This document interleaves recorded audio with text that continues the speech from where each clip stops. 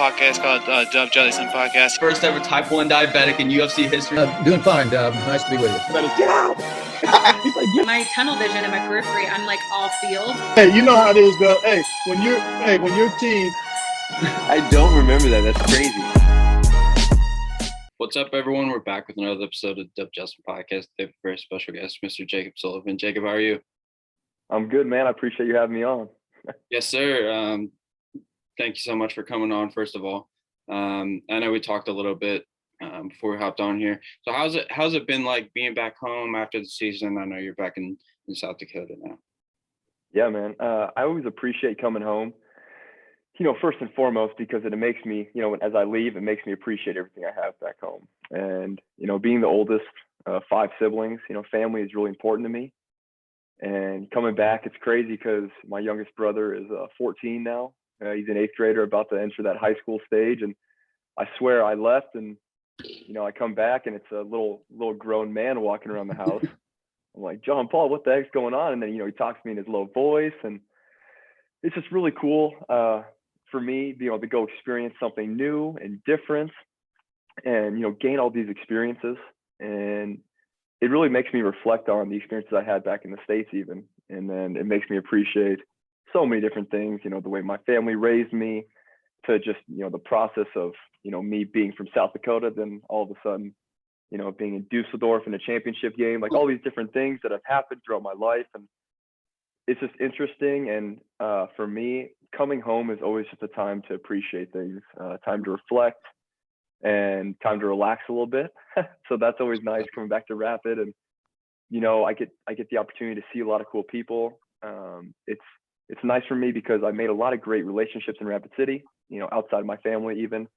And coming back, I get to talk to all those guys again, seeing what they're doing. It's really cool to see where people go throughout life. And for me, like I said, Rapid City is always home.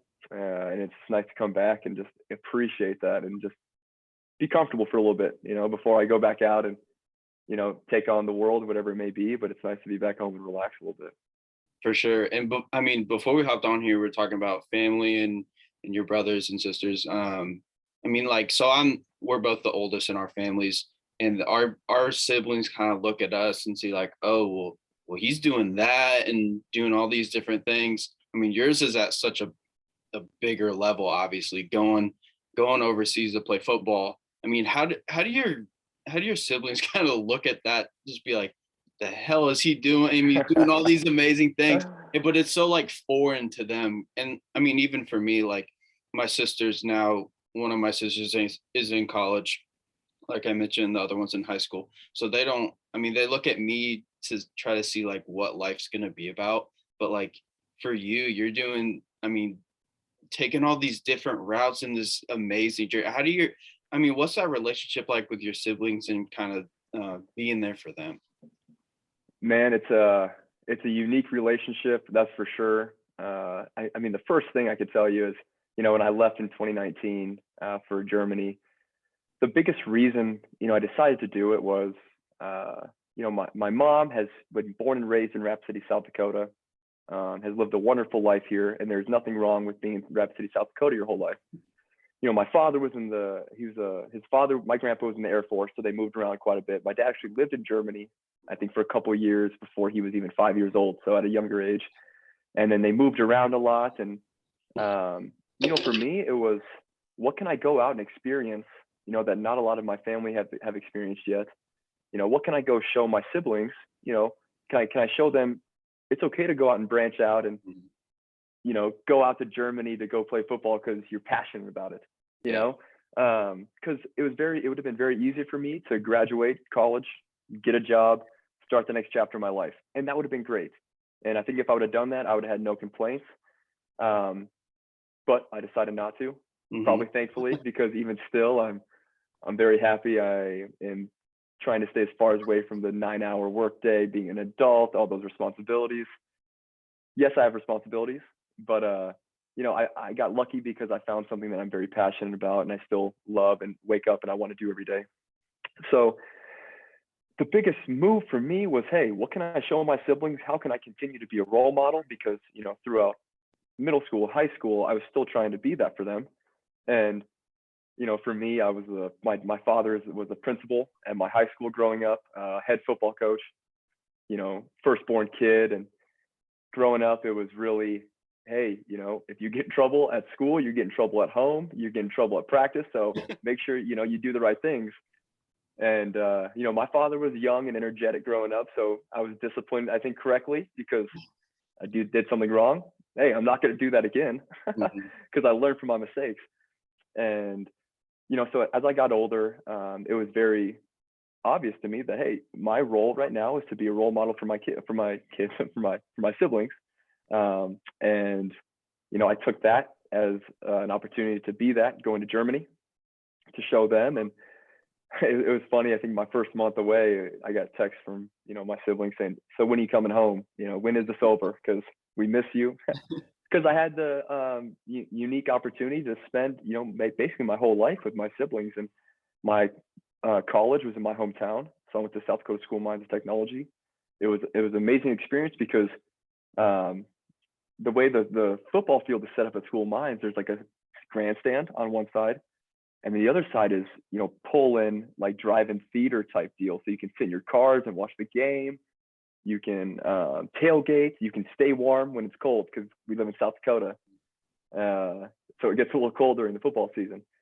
So, every home game, on one side of the field, there would be my family sitting up, my grandparents, their friends, my sibling, everyone. So every game I got to experience my family being there. I'd hug my dad after every single game. And I'm gonna be honest, man, it was tough to leave because of that bond I had. But as I started this, this off, going away makes me appreciate what I have when I come back.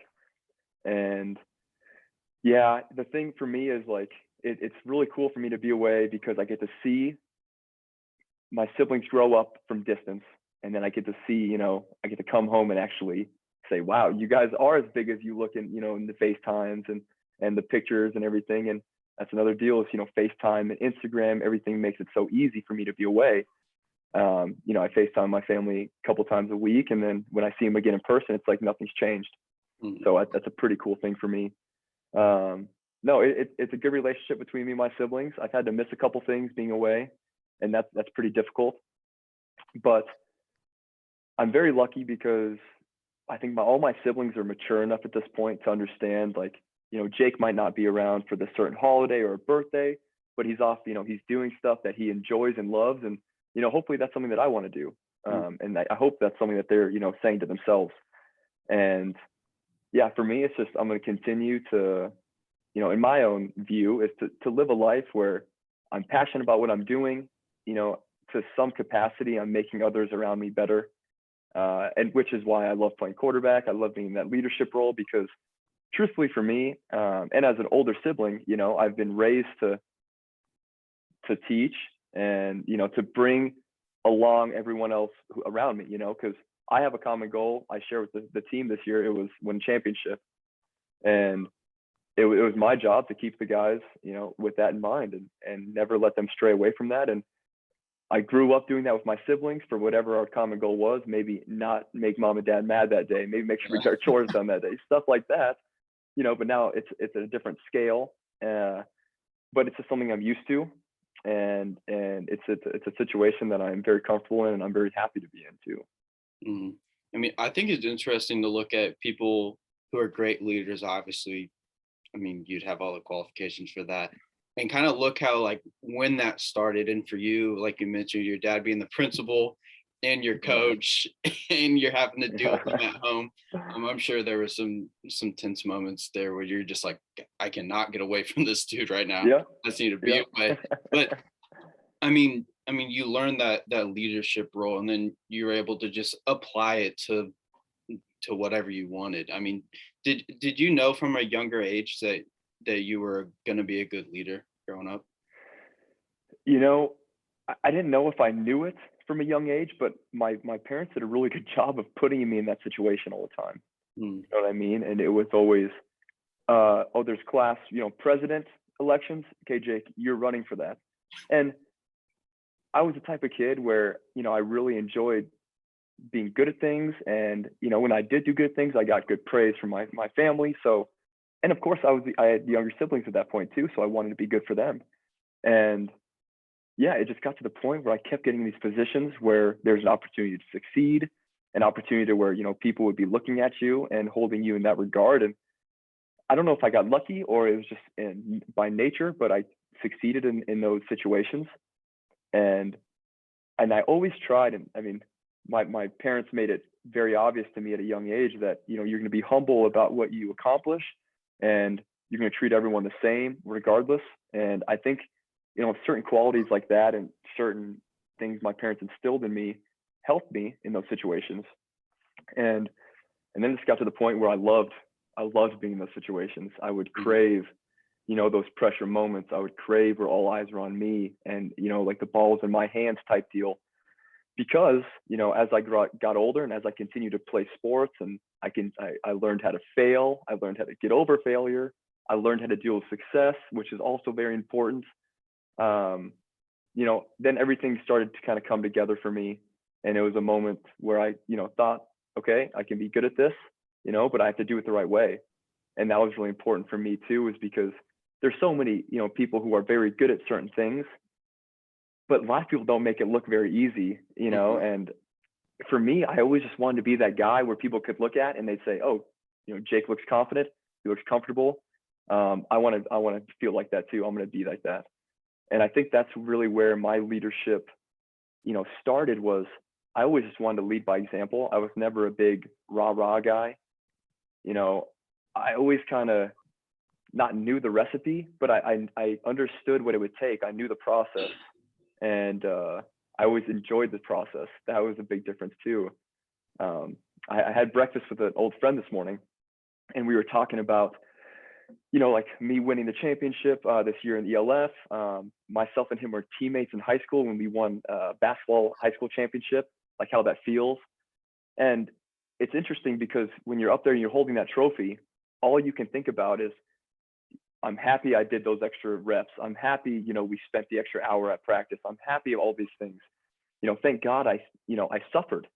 Mm-hmm. And when you're in the moment of those times, it's okay. This is terrible. I want to shower. I haven't eaten all day. You know, I have this tomorrow. Like this, I can do this later. Whatever. It's not important right now. But it's funny because in the happiest moments, you're thinking about the tough times. You're thinking about those times where you want to quit. And now, you know, for me, it's understanding and realizing when you're in that moment. So today at the gym, I had, you know, a tough squat day. You know, before I went to breakfast, I went to the gym this morning and it was a tough squat day. And there were moments where I was like, there's no one here. It'd be easy for me just kind of take the next rep off, whatever. But then I start thinking, I'm like, hey, this is going to be that moment, you know, when I'm holding up that trophy again, that I'm going to say, thank God no one was around and I finished, you know, that workout and I finished what I did. And I think now for me, that difference of, you know, even maturing that much more is just understanding when you're in that process and appreciating it. Because man, it's easy to quit when it's hard, you know, but you definitely appreciate those moments when it pays off. And you know, and the thing is, you know, you could put all that work in and you could get to that point and you could still not have success. Like we very could have easily lost that championship game. And it's funny because it probably would have changed my whole perspective on the work we put in and everything. Mm-hmm. So for me, it's just appreciating where you are in the moment, especially when it's hard, because you know at some point that thing's going to pay off. You know, and 100%. And I'm going to continue with this. We talked about it before. You know, we got on here, and my younger brother, he's 18 years old, and you know he tore his ACL for the first time when he was 14, and so now he has, you know, 5 torn ACLs.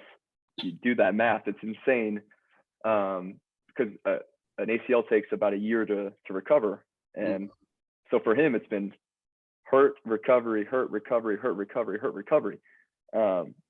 And you know, I talked to him after this past week when he might have torn it for the 5th time, and I said, "How you feeling, man?" And he said, pardon my language here, he said, "I'm fucking depressed." And I said, "Dude, you should be. Like, you should be. This is not fair, you know? When I was your age, I didn't even understand what ACL was, like what an ACL was. Of course I did, but like he is thinking about, we were watching a football game the other day and he said, "Wow, I can't believe Like they can run around like that with their knees and their knees going in and out. I'm like, I know, man, it's insane, right? But I'm telling him that this is that moment now, man. Like this is the low in your life. Like it's not gonna, hopefully it doesn't get much worse than this. So right now you're really faced with, I mean, one option, get out of it. But now at least you understand you're depressed. You understand it's a tough time in life. That I think that's really important. And it's okay to be depressed at times. Everyone goes through it, but it's how you come out, you know? And, you know, for him, I have no doubts with him because he's been through it a couple times that he's more times than he should have been. But there's this thing about going through tough times, and anyone who's gone through a tough time knows when you come out, there's that extra little, okay, I've been through something, you know, what more can I, you know, I can do other stuff. There's really no limit to what I can do. And it's tough for me as an older brother to see him go through that kind of pain, as we kind of talked about. But that's how you learn. That's how, you know, you become successful in life. I really believe it. So, you know, my little brother's name is Jakeb Sullivan, and that dude's gone through a lot, you know, before the age of 18. And but the thing is I think, you know, sky's the limit for him now, because his mind is, you know, now molded to understand that failure is okay and failure is going to come. And it's just how you get out of it. And I'm pretty positive he'll be okay. Well, it's cool. I mean, cool for me. if he's anything like you, I think the sky's the limit for him, like you alluded to. Because I mean, sitting here listening to you, I mean, you're just wired differently. Because I mean, even going back to how your parents wanted you to, like, if there's a class presidency, you're gonna run. I mean, Sure. I mean, you have that confidence. Like, I mean, like again, you talked about all the work that you put in on the football field, but I'm sure it's similar in other aspects of life as well. Just having that confidence to put yourself out there, because I mean, doing something like that, that's scary. I mean, it doesn't matter who you are, you have to get used to that. So I mean, putting yourself out there, you're just wired differently. I can tell. But I mean, we've been sitting here talking 20 minutes, and I can already tell. Well, I appreciate that, man. Thank you. But no, and honestly, I credit that to honestly going to Europe, you know, and having that experience of being on my own and really trying to mesh with a whole different culture of people. I think one of my eye-opening experiences was I was in Vienna, Austria in 2020. You know, I was supposed to play for the Vienna Vikings that season. And as we know, that's when COVID hit. And I got to Vienna in January of 2020, you know, spent that first 3 months preparing with the team. March 14th comes around. We're at our Friday night practice, getting ready for our game, the 15th, first game of the season. Get a text in the morning, you know, there's going to be a venue change. We're moving fields, you know, because there's going to be no fans.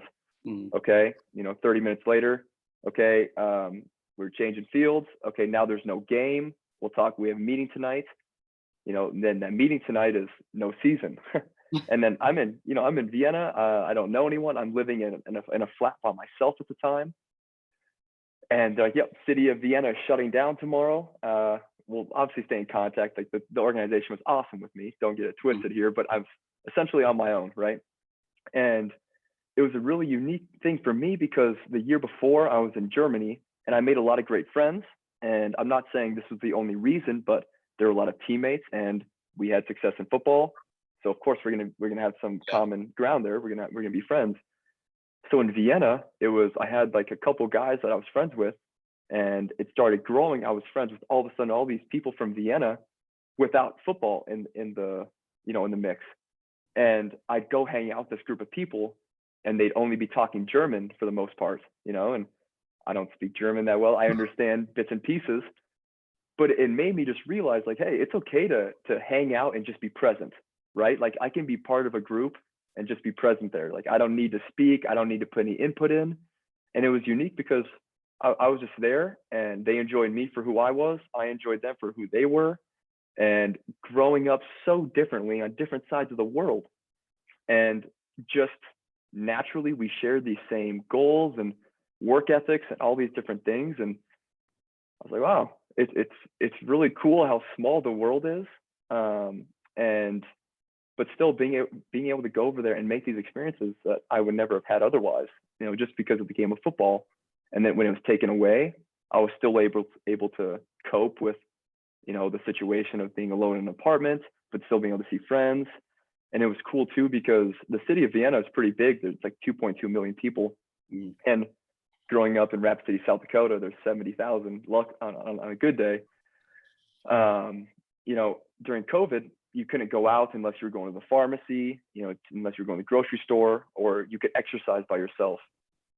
So I got big into running, and it was really cool for me because I was living, 5 minutes from downtown, and usually there's thousands and thousands of people around downtown. But during quarantine, I'd go for runs and there'd be no one. So it'd be like this huge, old city that I had no idea about, and I just got to take it in, for what it was. And it was crazy because you'd go out for a run and there'd be no one, and it'd just be silent, and you could just really appreciate everything. And I mean, I think when I went for those runs, I ran for actually quite a bit of distance at times, and that I think hardened my mind a little bit too. I got really big into David Goggins. Do you know David Goggins? Yes. 100%. Oh my gosh. Yeah, I'd be running without music. I'd be screaming at myself. That was a different time. But no, I mean, all those little experiences I had, no matter how big or how small, I think the more you have, the more you are able to see yourself in different, venues of life and through different vantage points too. I always think it's really important to be able to step back and say, okay, the way I'm living right now, how is this affecting others around me? And I think that's something I have just from being an oldest sibling, just always just knowing that my action affects, however many other people, but it does affect other people. And I think just being conscious of that too. And, listening to myself talk right now, it really sounds like I'm a big proponent of just being in the moment and understanding what's going on around you. And if I could say like any type of advice I'd give, that'd be one thing, is just knowing where you are, understanding like the environment, and then just saying, okay, what is my goal and what can I do in this moment to get to that goal, whatever it may be. You're going to be in positive or negative and positive moments, and you have to find a way out of both of them. You know what I mean? Because even if you're riding high on a positive, at some point it's gonna come down, right? And you have to be prepared for that. Of course, in a perfect world, you'd ride just like this the whole way. But I don't know, man. I've only been alive 27 years, and I know it's not like that. And I know a lot of people who have been alive a lot longer and a lot less time who have realized that. And maybe it's just taken me till now. But I am very thankful that I figured it out even at this point in life. Because I think some people make life a little too stressful at times, and truthfully doesn't need to be like that. But you can find yourself in those situations, like I just said, and how to find your way out. That's it. So. And it's rare to for a little bit, but that's kind of how I feel good about things.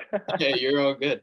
But it is rare to find people that actually live in the moment. Like I'm guilty of this. Like you have things going on next week that you're even thinking about, next month, whatever the case may be. Like you have a hard weekend for school, like for me, something like that, or like you're thinking about something that happened a few weeks ago, and you're just like, your mind is all discombobulated and you're stressed out. So, and I mean, it's rare to find someone that's truly living in the moment and soaking everything in and just trying to do their best on that day, and not necessarily, like, you have to look ahead as human nature, but of course I mean, not like not sulk on it, because like that's a good way to put it. Yeah, can't change. Because I think and obviously in life there's always going to be things you're thinking about. It has to be. It's like you said, human nature. But I think it's important that you find, okay, how much time do I really need to spend on this, right? Like there is an efficient time to spend on certain things. I had this conversation with a really close friend, and it's important to think on things, to really sit back and reflect. I believe that. But like you said, don't get too soaked up in it, right? Like if I have a test coming up in a week, okay, I've studied, I've been to every class, I've done the homework. Okay, I'm prepared. Why should I stress? For the championship game. Oh, sorry, go ahead. I don't mean to cut you off, but I think people aren't, like, for example, like that test. I mean, if people aren't necessarily studying as much as they much as they should be. True. Not going to class, not doing what they're supposed to. That's where the stress comes in. So I mean, Sure. it is kind of self-inflicted, but I don't know. It's a weird it's a weird thing. Yeah, no, understandable, but dude, self-infliction, that's another a great avenue to talk about right now because, well, really quick, like the championship game, I prepared all season for the championship game. That's what the season's for. Yeah. You know, so people were asking me the week before, are you nervous? Are you doing anything different? Heck no. I'm going to do what I've been doing because why change, right? I've prepared. And the best thing I can do is go in with a confident mindset. Because if I go in there thinking, oh, it's a championship game, I don't know what's going to happen, you know, blah, blah, blah. And then that's when the wheel starts turning, right? And then talking about self-infliction, it's crazy. I've met a lot of people with this, you know, victim mindset, right? And a lot of it is self-infliction stuff. And of course, I can't speak on every single situation that people are going through in life because people are in tough situations sometimes, and that's kind of how life is. My younger brother, he can't control it. You know, life dealt him a shitty hand at this point, and you know what? He's going to get another hand, and he's going to figure a way out. Mm-hmm. But there's something about that, about the people when they say, "Oh, you know, why is this happening to me?" All these different things. Well, then take a step back and look. Maybe you didn't study for that test when you'd known about it for a month, right? And now you are on that 24-hour rule where you're like, okay, I got to cram this stuff, right? So then for me, it's okay, knowing the moment, knowing what I have, preparing, so then I don't have to worry about that stuff. And it's very easy to talk about right now. It's incredibly easy to talk about, but then going out and doing it, I think that's what separates the people. I mean, in my case, separates people from holding a trophy and not holding a trophy. I think it's just that time in between and knowing what you have to do and then doing it. Mm-hmm. Yeah, and that line is hard to find. I mean, for a lot of people, unfortunately. I know we kind of went over on time. I hope a little extra time is fine, man. With you. That's totally fine. Yeah. I wanted to talk about you being in the ELF. Something that came to my attention fairly recently, a little bit before I reached out to you, just because I've had on a lot of guys that have played overseas basketball. And I actually, I don't know him, but Anthony Mahungu yes, is a Boilermaker. and of course. As am I. So I was kind of introduced to, European American football in that way. But I want to talk a little bit about that and, what that's been like for you. Sure. So this was the first season of the ELF, right? And, you know, in 2019, I played in what was called the German Football League, which is still active today. And the deal with that was, I think the German Football League didn't have a lot of opportunity for growth. And I think that was the problem a lot of people had with it was, you know, it was a good platform for guys to get on. There just was no opportunity after, right? And, you know, the goal of the ELF in what I assumed it was, you know, we're going to make this a league of all of Europe because there's a lot of different leagues in Europe and there's a lot of good talent, but it's all just so dispersed, you know, around Europe. And, you know, the goal is to, you know, really focus on these homegrown players, you know, all these different things. And I don't know if you actually got to watch a lot of the ELF this season, but the production of it was awesome. You know, the first down lines on the TV, my parents watching from, you know, South Dakota, thinking it's an NFL game, you know, not knowing the difference because of the production of the games. And it's really doing a good job of promoting, you know, the European guys, the Anthony Mahongus, you know, the German guys like on our team. We have a lot of great German players. And it's finally giving them the spotlight. And it's funny because I think after the first game, you know, one of the German guys came up to me and he's like, a lot of my friends think I'm like a superstar right now. It's kind of crazy.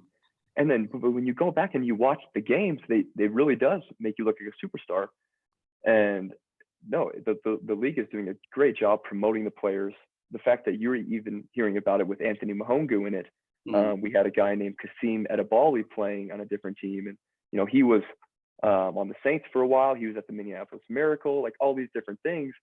And just having, and for me, like my family saying, where are you going to play next year? Blah, blah.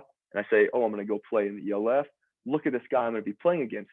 And, you know, it's the ex-NFL player and he's like this and his arms are huge. And it's really cool because it shows my family something cool I get to go do. But at the same time, I go meet this guy. I go meet Kasim Edebali.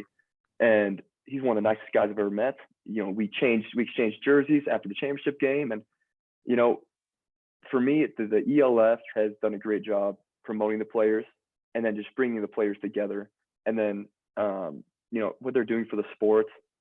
People in Frankfurt coming up to me, you know, knowing about the Galaxy, people in the States, you know, in the grocery store stopping me, saying congratulations on the championship, things like that. It's really cool because, you know, it makes everything worth it, right? And I really commemorate the commissioner, you know, Patrick Azume, and Chelko, the owner, what he's doing. It's a good opportunity, man, and I really think it's only going to get bigger.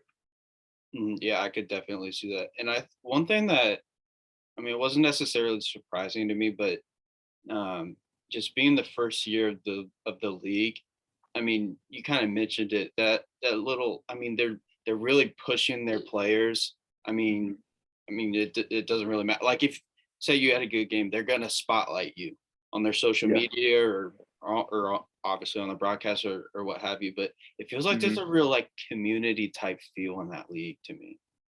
Yes, and because you have like all these people starting at the same time. You're like, okay, I want all these people to do well and just grow this thing as far as we can take it.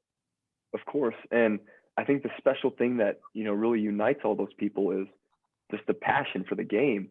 You know what I mean? Like, a lot of the German guys don't get paid, right? Some of them get paid and then some don't. Like, some guys are still working 8-hour jobs and coming to practice. Yeah, it's kind of crazy.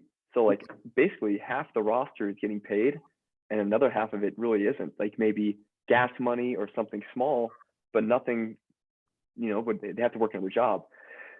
So it's just, for me, I'm just so appreciative of, you know, our organization. And I know this is around the ELF, but just, I appreciate the guys who show up every day without complaining. Like, some guys are just practice players, and that's what it is. And they love it. They just want to be a part of it, and they love football.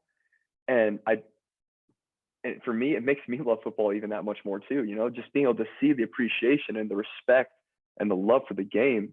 You know, it makes me not want to disrespect it, and it makes me want to play harder and all of that stuff as well. And it's a cool environment to be in. And that's why I try to explain to my family. Unfortunately, they haven't been able to come to a game yet, but our home games are just so different than any football game I've played in before, because you can just really feel the passion of the fans. You know, it's not like in college where it's you know, students and parents. It's real football fans, you know, and they show up and they want to watch good football, and they care about their players. And the fan player relationship in Frankfurt is huge, you know, and that's something I really appreciate about the game. And yeah, I'm blessed to have that situation in Frankfurt. I mean, that was going to be my next question. What is the football culture like? Obviously, it's not the same as here as it is here in the States, excuse me. Yeah, sure. So I think the biggest difference is just the opportunity to play, you know, from a young age. I think when I was growing up, I didn't start playing tackle football until I was, I think, 12, because we didn't have a league for it or anything. But my younger brother, John Paul, he was playing tackle football when he was 6. You know, so we offered that in Rapid City, South Dakota. So of course, across the U.S., you know, in bigger cities, they're going to offer, you know, football at an earlier age. So then with Germany and Europe in general, it's just, there's really not a lot of opportunity for it unless there are youth programs. In Vienna, they had a youth program. And honest to God, and aside from Vienna, I don't know a lot of Schwäbisch Hall and Schwäbisch Germany. They might have a youth program, but there's not a lot otherwise. And so a lot of these guys I've been playing with, you know, I've only been playing football, you know, luckily for 3, 4, 5 years, if they're lucky. Some of them have been playing for a year and a half. And, you know, for me, somebody's been playing for 20 plus years. You know, my father was a coach. I think I was born on the football field. So for me, it's cool to go over and be able to be that like teacher and that guy they can look to. And they all are so just thankful to have the Americans come over, and especially when the Americans are willing to teach and willing to, you know, all these different things. And with the experience, like Anthony, you know, Anthony has awesome experience, you know, highest college division you can play at, NFL. Okay, what more do you want? And then Anthony is such a guy. I don't know if you've ever got the chance to meet him or talk to him, but if you saw him on the street, yeah, you'd look at him and say, okay, wow, that guy's an NFL receiver, you know. But when you talk to him, it's like, holy crap, he's one of the nicest guys I've ever met. One of the most like down to earth people. And that's the unique thing I think about Europe in general, is it's a lot of great people who have a passion for the game and they just want to help each other. And that's the basis of it. And that's, you know, I love Europe, the culture of it, but the culture of European football is something I also really love, because it is just pure passion and pure enjoyment for the sport. And that's why I still play. So, You know, I think it is kind of an untapped gold mine. Like I know you mentioned, obviously you've played there for 2 years, should have been 3 years, but it's only been 2. And then obviously the NFL has been going to London for however many years. And I saw recently that they're thinking about playing a game in Germany, which I think would be awesome. Yes, they are. And it's cool because Frankfurt is one of those potential cities, you know, and it's Munich, Dusseldorf, and Frankfurt. And we just played in Dusseldorf. That was a cool environment. I think Frankfurt would be pretty cool too. I'm a little biased, but no, I think it's really cool. And for example, our first year of the ELF championship game had 25,000 people. You know, we had a cool TV contract this year, and one game a week was, you know, broadcasted on TV publicly, and our championship game was broadcasted publicly, and there was, I think, close to 500,000 people watching. That's the first year. So, you know, for me, that's the biggest amount of eyes I've ever had on me in a game. And yeah, it's cool. Like, you know, Coach Azume, I call him Coach Azume, but Patrick Azume, the commissioner, you know, the opportunity he gave everyone in this league is really cool. And, you know, a lot of guys are really thankful. And for me, it's just enjoying it and just enjoying what's next, you know, preparing for what's next. And for you, I mean, do you want to keep playing in this league for, I mean, the rest of your career, or would you be open to looking into other opportunities as well? Yeah. So, I mean, my grandparents asked me why I'm not playing for the Steelers or the Broncos yet, you know, stuff like that. And I understand. Yeah, that would be really cool. But at the same time, you know, we brought the first championship to Frankfurt in however many years. You know, I made a lot of good relationships and I met a lot of great people, and I didn't force, and that's the thing, I didn't force myself to be in Frankfurt. It just happened organically. And for me, it's, you know, if the NFL is something that, or the CFL, whatever it may be, it's going to happen. And of course, I'm going to work my butt off to get there, but I'm also going to enjoy Frankfurt. I'm going to enjoy the opportunity I have there, and I'm going to take full advantage of it. And that's the thing. Maybe it's going to take me playing a couple of years in this league, maybe 5. I don't know. I might end my career here. I don't know what it's going to be. I could get a phone call tomorrow that could change my whole life. And that's the thing, is that things can change so quickly.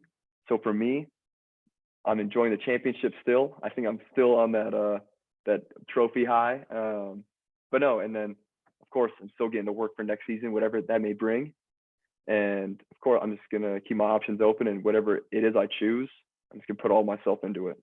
And then last thing I had for you, I mean, how special was it for you to, like you mentioned, win that championship in the first year of the league and be offensive player of the year, excuse me? Yeah, it was honestly, it's kind of weird because in Marburg in 2019 in Germany, my first year, I think I broke every statistical record, right? But we didn't. I think we lost first round of the playoffs. So for me, I was upset, right? And coming into this year, I hadn't played football, you know, since that playoff loss. I chilled all 2020, didn't play a snap of football. And then for this season, I just wanted to win a championship. You know, I wanted to win so bad because I never won. You know, I've been, my 3 sports I've really succeeded in, I think, are basketball, baseball, and football. I won state championships in basketball and baseball, never in football. Okay. In college, never won the conference, never had anything like that, had great statistical years, but just couldn't put it together. And this year I was like, I want to win a goddamn trophy. I don't care if I throw for 1,000 yards or 50,000 yards. I want to win the damn trophy. And so this season I've been doing a pretty good job of that, you know, throughout my career, is not worried about the stats. You know, that stuff just comes. be a good teammate and good quarterback first, and then everything follows. And for this season, I really lived it. You know, I didn't give a shit if I threw the ball 5 times a game or 50. It really didn't matter to me.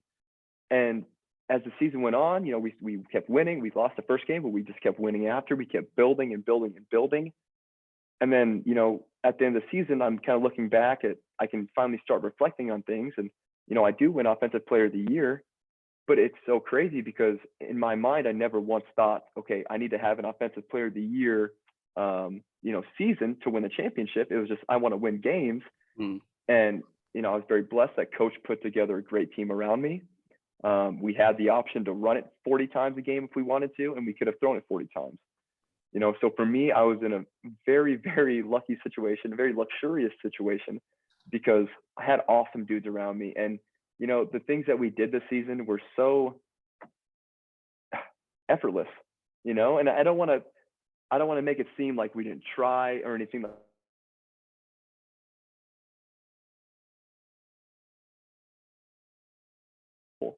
And we all had that same goal of, you know, we had Anthony Mahongo on our team who could be playing in the NFL. We had one of our receivers who had just had like 1,200 yards and 15 touchdowns for a different team the year before. We had great individual players, but it was, how do we come together as a team? And it was simple. We all had one goal, to hold that trophy up. And it was a real goal for all of us. And no one cared about the individual awards. And if you look, we have, you know, Coach of the Year, we have Rookie of the Year, Offensive Player of the Year, all these, you know, 3 different awards. And we were just focused on the team. So for me, winning, you know, the championship, winning championship game MVP, winning Offensive Player of the Year, it's just speaks volumes about my team, you know, and just the unselfishness of everybody, because it's very easy for guys to get in their head of, okay, why aren't I getting the football? Why, you know, all these different things. And if one guy does that, it affects the whole team. So for me, it was really cool to see everyone on the same page, everyone. And of course, there's ups and downs in football, there is, but we were able to nip that stuff in the butt really quick, you know, talk about it. And that was the cool thing as well. We had open communication throughout the whole team. And we said, hey man, I don't like the way you're acting right now. We need to fix that. All right, let's do it. I want to win. Okay, what do I have to do? And that was kind of the mindset the whole season. And for me, that just made it a fun.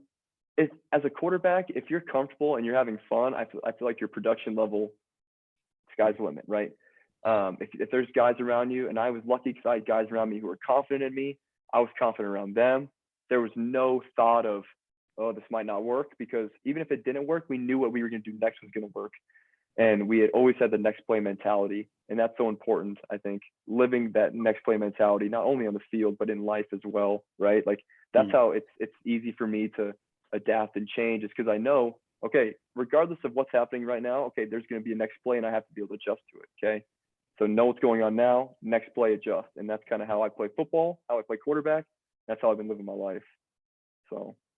Well, hey man, I'm gonna have to wrap this thing up. Sorry man. I think I said I could talk no. Hey, you're all good. Don't apologize. Yeah. I was gonna say we could talk for probably hours, but thank you so much for coming on. It's truly an honor to be able to meet you and chat for a little bit. And I mean, congratulations on this past year. Good luck going forward, and stay safe. Thanks, man. Dub season. I appreciate you, man. Thank you. Sir. Have a good day. Yeah, you too.